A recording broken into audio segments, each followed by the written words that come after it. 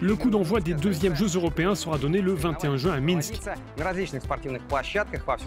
La cérémonie d'ouverture est programmée ici, au stade Dynamo.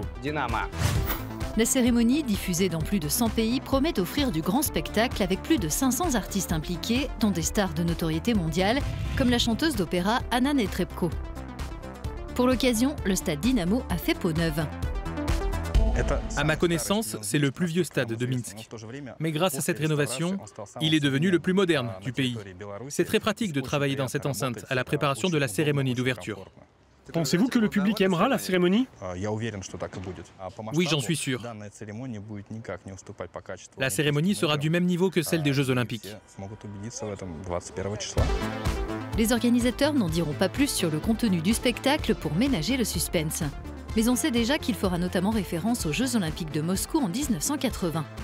On rallumera d'ailleurs la torche qui avait été installée dans le stade Dynamo à l'époque.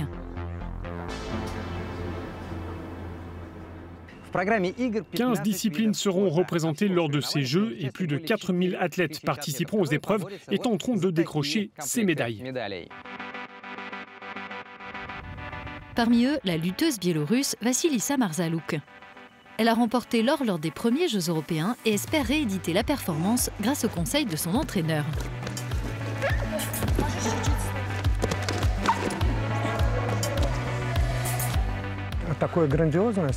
C'est la première fois que notre pays accueille un événement sportif aussi important.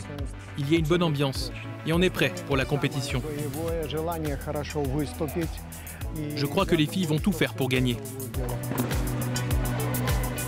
En compétition, Vassilissa sera opposée à des femmes, mais à l'entraînement, elle se confronte à des hommes, faute de sparring partner féminine de son niveau.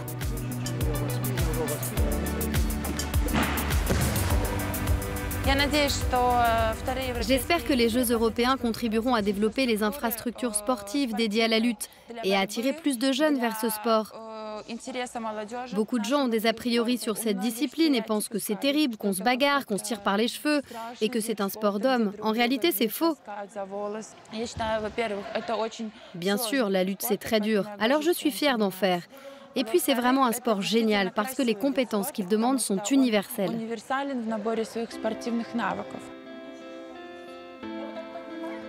50 pays seront représentés à ces Jeux européens, ce qui veut dire que de nombreux supporters feront le déplacement jusqu'à Minsk.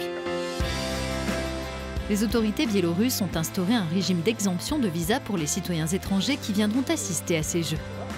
Stéphane, lui, est installé sur place depuis 20 ans. Ce Français a créé sa société d'informatique dans le pays. Il invite un maximum de supporters à venir découvrir son pays d'adoption.